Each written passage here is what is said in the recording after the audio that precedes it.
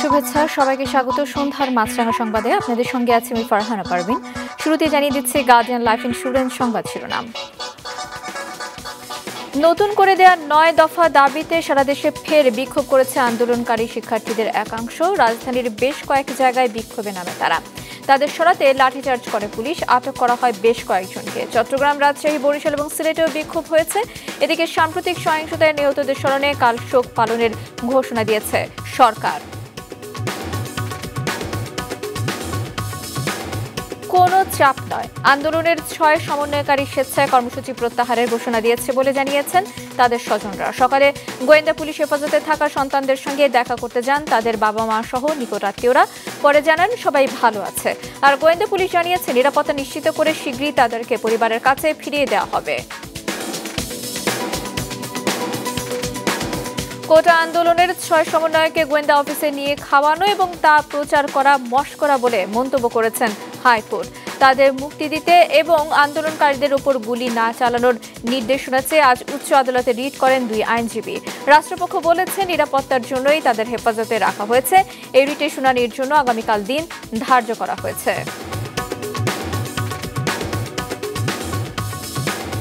শুনছিলেন শিরোনাম, এবার বিস্তারিত সংবাদ।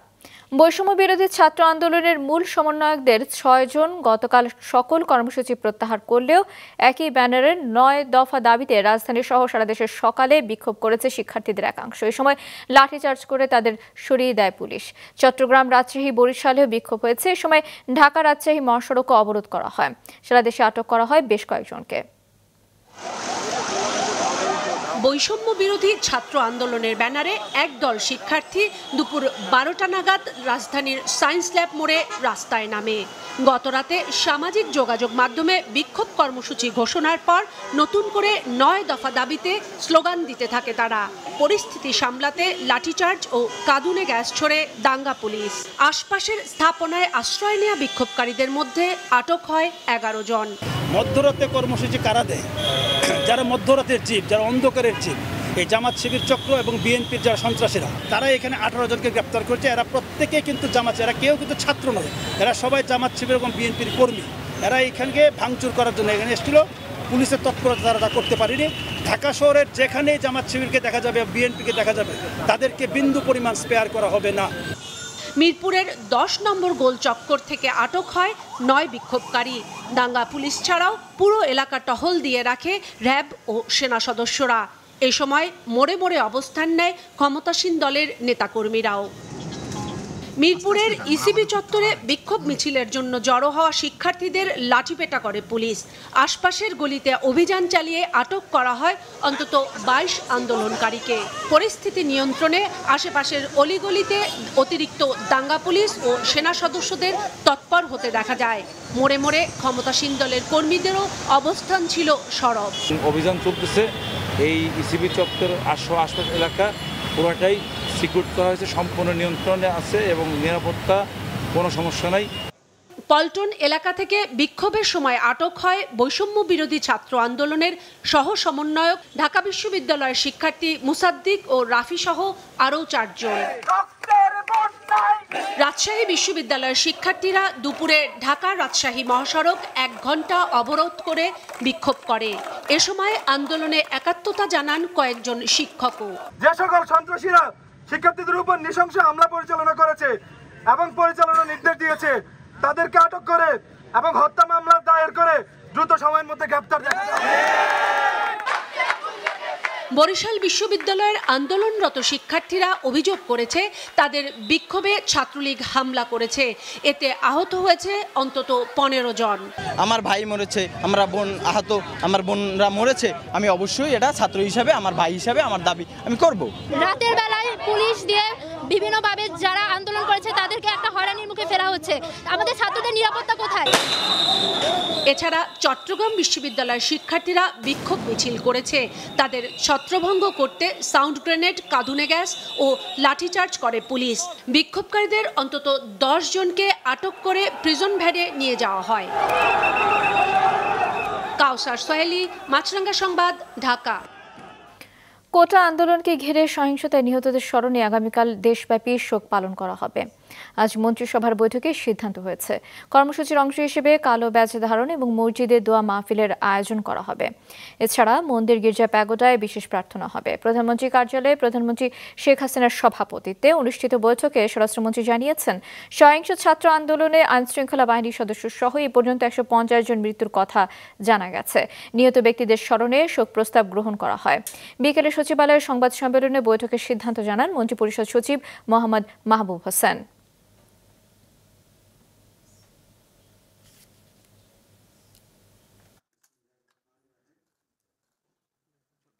কারো জবরদস্তিতে নয়, বরং স্বেচ্ছায় কোটা আন্দোলনের সমন্বয়করা গতরাতে কর্মসূচি থেকে সরে যাওয়ায় ভিডিও বার্তা দিয়েছেন।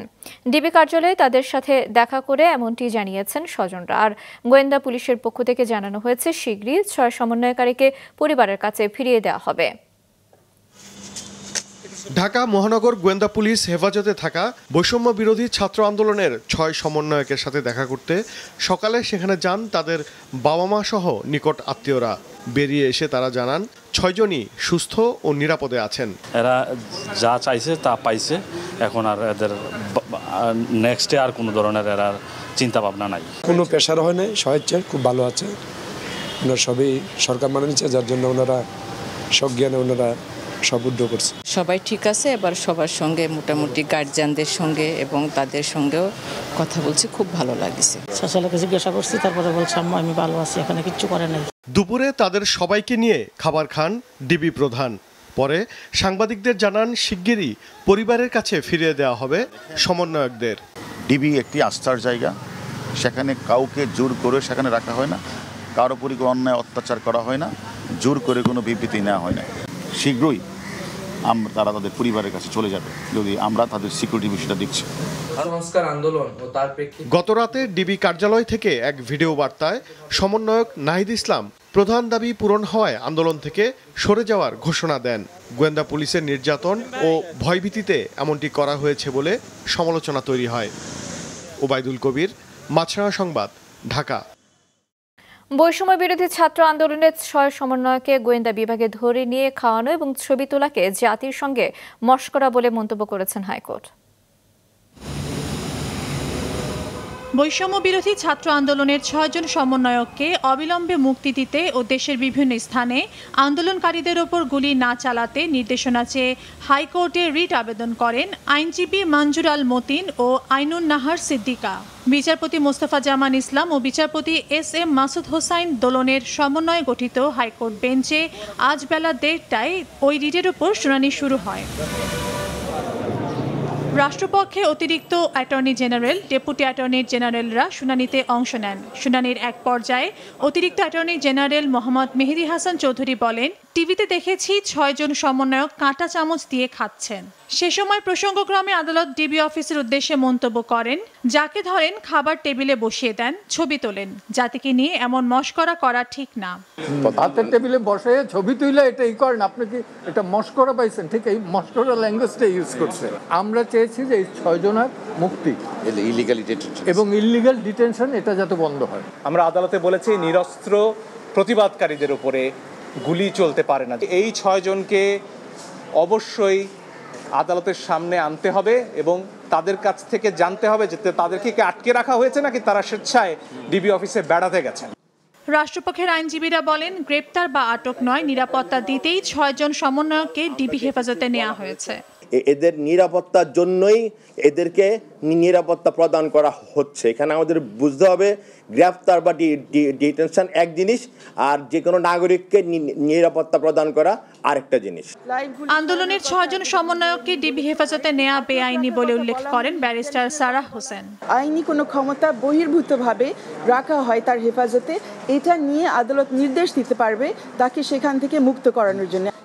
হাইকোর্ট রাষ্ট্রপক্ষের আবেদনে ও রিটকারীদের পিটিশন কারেকশনের সময় দিয়ে শুনানির জন্য আগামীকাল দিন ধার্য করেন। ওনাদের হেফাজতে এই তাবাসসুম আহমেদ, মাছরাঙা সংবাদ, ঢাকা। নিরাপরাধ ও নিরীহ মানুষের আহাজারি চলছে রাজধানীর জাতীয় অর্থোপেডিক হাসপাতালে। সাম্প্রতিক সহিংসতায় অন্তত 8 জন হারিয়েছেন পা। ক্ষত নিয়ে অনেকেই কাতরাচ্ছেন বিছানায়। এমন দুঃসহ পরিস্থিতি যেন আর না হয় সেই আকুতি স্বজনদের। মাহমুদুল হাসানের ক্যামেরায় আরো জানাচ্ছেন মাহমুদ কমল।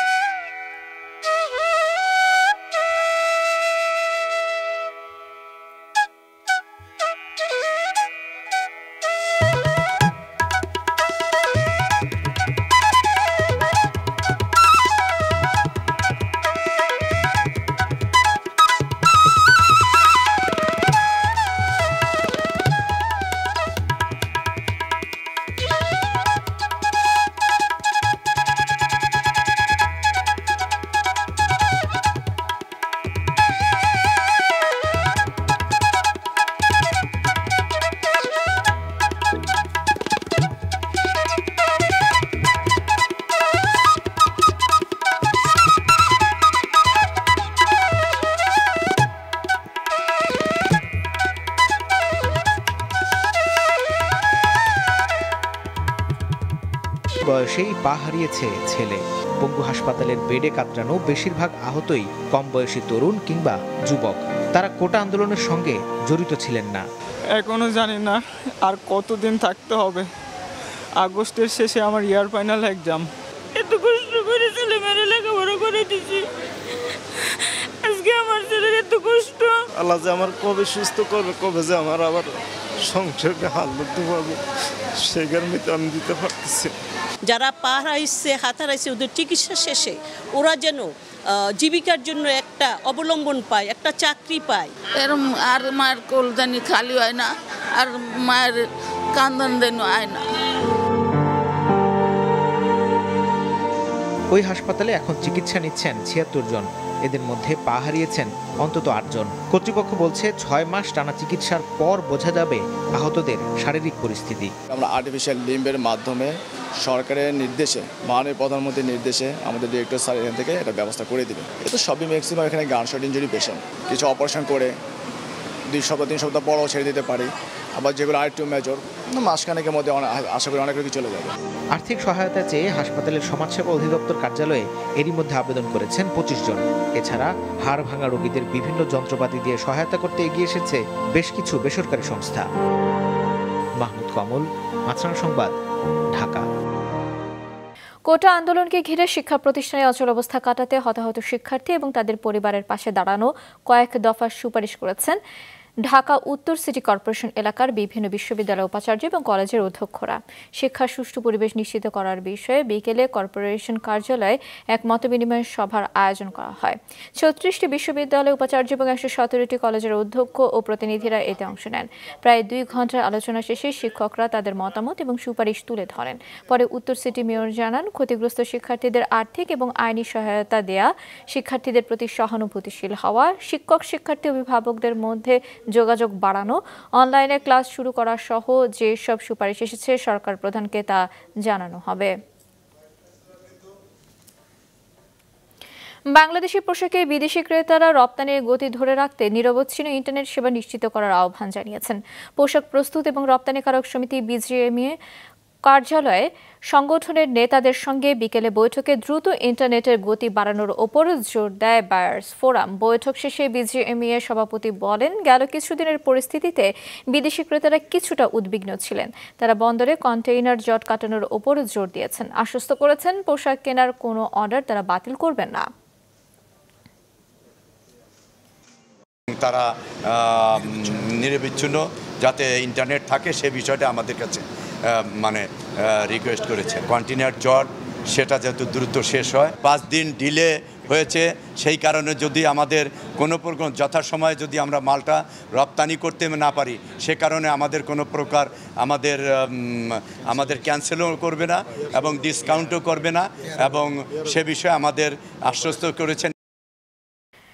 রাজধানীর খাল বিল আর জলাশয় দখলের বিরুদ্ধে প্রশাসনের শক্ত অবস্থানের কথা বারবার বলা হলেও সেটি কার্যকর হচ্ছে না খুব একটা। প্রশাসনের নজরদারির মধ্যেই দখল হয়ে যাচ্ছে সব। সম্প্রতি দেশে অস্থিরতার সুযোগে ভরাট হয়েছে বাউনিয়া খালের একাংশ। জাহেদ সালিমের রিপোর্ট, ছবি তুলেছেন মীর মঞ্জুরুল। ইসিবি থেকে কালশি যাওয়ার পথে স্টিল ব্রিজ সংলগ্ন বাউনিয়া খাল। ব্রিজের দুই পাশেই চলছে ভরাট কার্যক্রম। বাঁশের খুঁটি দিয়ে খাল দখল করে তারপর সেখানে ফেলা হয়েছে মাটি। খাল ছিল কোন পর্যন্ত, খাল এখন নাই বললেই চলে। বিভিন্ন সাইনবোর্ড, বিভিন্ন কোম্পানি, যদি এখান দিয়ে পানি না নামে, নিষ্কাশন না হয়, তাহলে কখনোই সম্ভব না এই ঢাকা রাজধানী বাঁচিয়ে রাখা। এই যে গাড়ি এখন রাখাই আছে, মাটি আনতেছে আর পালাইতেছে, মাটি আনতেছে পালাইতেছে।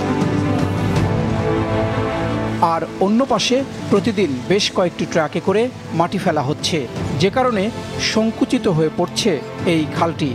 বিলে ফালাইতেছে না, বিলে ফালাচ্ছে এমনি ওয়ালের মতন দিয়ে এটা ফালাইতেছে। মাছরাঙার ক্যামেরা দেখে ঘটনাস্থলে আসেন আর্টিকেল স্ট্রাকচার লিমিটেডের কর্মীরা। বোঝানোর চেষ্টা করেন এটি খালের জায়গা নয়, অথচ দুই পাশ থেকেই ভরাটের প্রক্রিয়া চলছে। এক পর্যায়ে প্রতিষ্ঠানটির এক কর্মী জানান খালের সীমানা চিহ্নিত করা হয়েছে, সে অনুযায়ী কাজ করছে তারা। এই পাশে আর্টিকেল স্ট্রাকচার লিমিটেড তার জমি ভরাট করতেছে।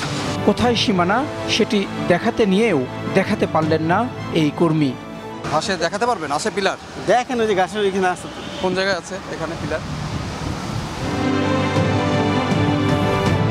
দেশে অস্থিরতা চলাকালে সুযোগ নেয় এক শ্রেণীর মানুষ, যেটি এই খালের ক্ষেত্রে হয়েছে বলে জানালেন ঢাকার নদী ও খাল নিয়ে কাজ করা এই গবেষক। বিভিন্ন পলিটিক্যাল টার্মোইলের যে অস্থিরতা, সে অস্থিরতার সময় সুযোগ নিয়ে দখলদার এই দখলগুলো করেছে, এবং সেটারই ধারাবাহিকতা আমরা এবার দেখলাম। এই কারফিউর সময় রাতের বেলা মাটি ফেলা হয়েছে। কালশি এলাকার এই খালটিকে নিয়ে সিটি কর্পোরেশনের মাস্টার প্ল্যান রয়েছে, কাজেই দখলদারদের কেউই এখানে থাকতে পারবে না বলে জানালেন ঢাকা উত্তর সিটির প্রধান নির্বাহী কর্মকর্তা। আমরা সংবাদ পেয়েছি যে এরকম কিছু একটা, আমি অলরেডি নির্দেশ দিয়েছি ম্যাজিস্ট্রেটকে মুভ করার জন্য। আমরা স্টপ করে তারপরে আইনি যে ব্যবস্থা আছে সেটা অবশ্যই নেব। খালের মতো থাকবে। এই খালটি দিয়েই মিরপুর 13 ও 14 নম্বর থেকে শুরু করে ক্যান্টনমেন্ট, ইব্রাহিমপুর ও কাফরুল এলাকার পানি তুরাগে যায়। সংকুচিত হওয়ার ফলে এই এলাকাগুলোতে জলাবদ্ধতা লেগেই থাকে। দ্রুত সীমানা চিহ্নিত করে খালের প্রবাহ ঠিক রাখার দাবি এলাকাবাসীর। জাহেদ সেলিম, মাছরাঙা সংবাদ, ঢাকা।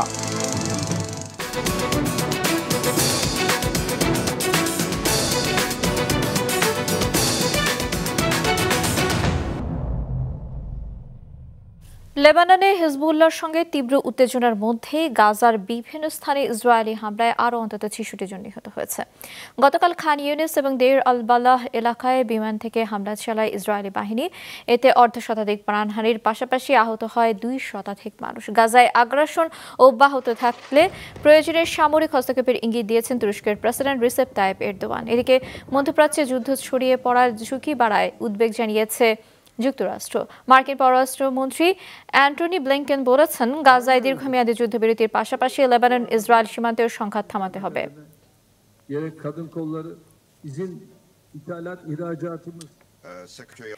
সন্ধ্যার সংবাদ শেষ করছি, তার আগে গার্ডিয়ান লাইফ ইন্স্যুরেন্স সংবাদ শিরোনামগুলো আরও একবার। নতুন করে দেওয়ার ৯ দফা দাবিতে সারা দেশে শিক্ষার্থীদের একাংশের বিক্ষোভ, পুলিশের লাঠিচার্জ, আটক বেশ কয়েকজন, নিহতদের স্মরণে কাল রাষ্ট্রীয় শোক। চাপ নয়, স্বেচ্ছায় কর্মসূচি প্রত্যাহারের ঘোষণা দিয়েছে ৬ সমন্বয়কারী, জানালেন স্বজনরা। দ্রুতই পরিবারের কাছে ফিরিয়ে দেওয়ার আশ্বাস গোয়েন্দা পুলিশের। ৬ সমন্বয়ককে জীবিতে নিয়ে খাওয়ানো এবং প্রচার জাতির সাথে মশকরা, মন্তব্য হাইকোর্টের। আন্দোলনকারীদের ওপর গুলি না চালানোর নির্দেশনা চেয়ে রিট। এছাড়া সন্ধ্যার সংবাদে ইউটিউব চ্যানেলেও দেখতে পারেন আমাদের সংবাদ প্রতিবেদন এবং অনুষ্ঠান। এতক্ষণ সঙ্গে থাকার জন্য ধন্যবাদ জানিয়ে আমি ফারহানা পারভিন শেষ করছি সন্ধ্যার মাছরাঙা সংবাদ। এই দিন এইভাবে।